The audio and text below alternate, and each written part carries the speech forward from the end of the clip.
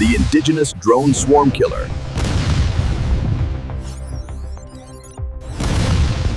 नमस्कार। आज हम बात कर रहे हैं एक ऐसे हथियार की जो जंग के मैदान का नक्शा बदल रहा है।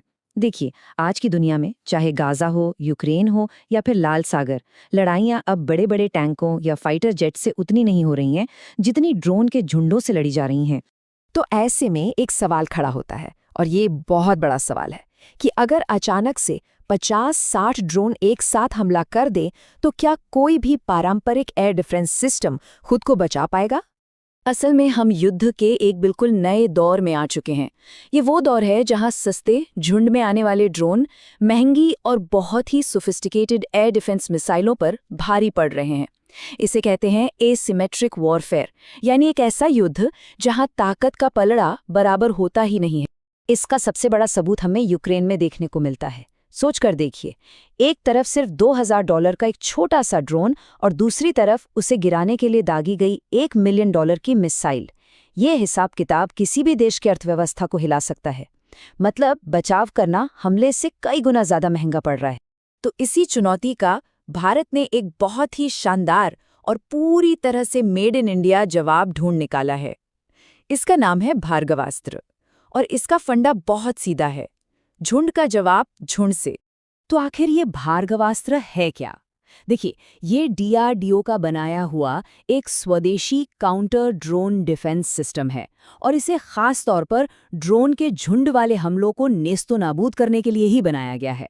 ये कोई एक मिसाइल नहीं है, बल्कि एक salvo based micro missile system है। मतलब एक साथ कई छोटी छोटी मिसाइलें दागता है। और इसकी सबसे हैरान कर देने वाली बात इसकी क्षमता है। ये नंबर 64। जी हाँ, ये सिस्टम एक ही बार में एक साथ 64 टारगेट्स को निशाना बना सकता है। और ये मुमकिन होता है इसके साल्वो मोड से। अब ये कोई एक बड़ी मिसाइल नहीं है, नहीं, ये तो एक कमांड पर एक साथ निकली 64 अलग अलग माइक्रो मिसाइलें हैं।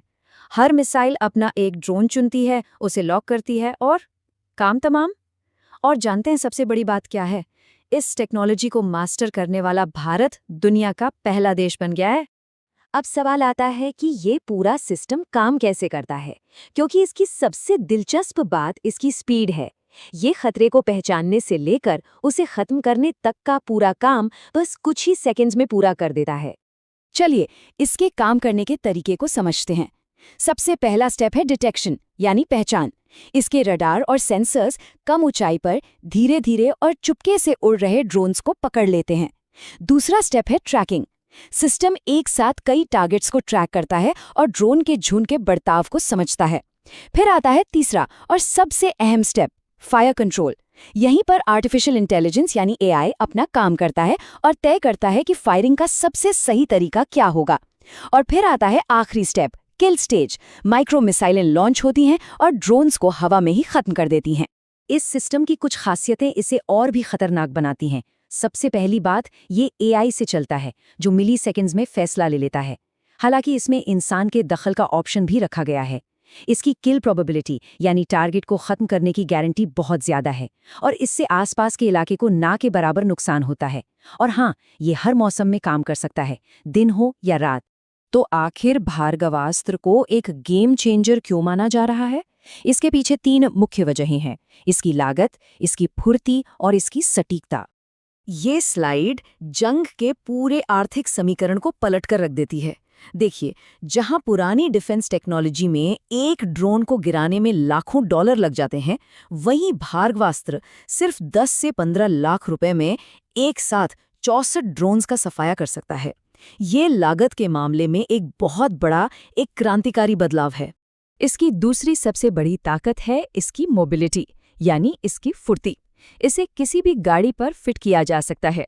इसका मतलब है, चाहे रेगिस्तान हो, पहाड़ हो या जंगल, इसे कहीं भी सिर्फ 30 मिनट के अंदर तैनात किया जा सकता है।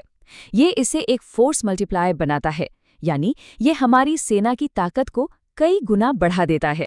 और ये हमारे पड़ोस से आने वाले खतरों का एकदम सीधा जवाब है। जैसा कि ये चार्ट दिखा रहा है, चाहे चीन के ड्रोन झुंड हो या पाकिस्तान समर्थित आतंकवादियों के ड्रोन, भार्गवास्त्र इन सब के लिए एक परफेक्ट काउंटर है। लेकिन यहाँ एक बहुत जरूरी बात समझनी होगी, भार्गवास्त्र अकेला खड़ा नहीं है। असल में ये भारत की एक बहुत बड़ी, एक 3 लेयर्ड एयर डिफेंस स्ट्रैटेजी का एक बेहद अहम हिस्सा है। आइए इस सुरक्षा चक्र को देखते हैं। सबसे बाहरी लेयर में है S-400, जिसकी रेंज करीब 400 किलोमीटर है। ये दूर से आ रहे फाइटर जेट और मिसाइलों को रोकता है। फिर आती है बीच की लेयर, जहां 25-30 किलोमीटर की रेंज वाला आकाश सिस्टम है। ये विमानों और हेलीकॉप्टरों को टारगेट करता है। और फिर आती है सबसे अंदरूनी और आखिरी परत, जहां 5 से 7 किलोमीटर की रेंज में भार्गवास्त्र खड़ा है, खास तौर पर ड्रोन के झुंडों से बचाने के लिए। जब ये तीनों सिस्टम एक साथ काम करते हैं तो ये एक ऐसा मजबूत एयर डिफेंस नेटवर्क बनाते हैं जो भारतीय आसमान के ऊपर एक लगभग अभेद, यानी जिसे भेदा ना जा सके, ऐसी ढाल तैयार करता है। तो ये बात साफ है कि भार्गवास्त्र सिर्फ एक हथियार नहीं है, ये एक बयान है। ये रक्षा के क्षेत्र में भारत की आत्मनिर्भरता का और उसकी नई रणनीतिक सोच का एक बहुत बड़ा ऐलान है। ये नए भारत का प्रतीक है। ये दिखाता है कि भारत अब सिर्फ बचाव की नहीं, बल्कि निर्णायक कार्रवाई की सोच रखता है।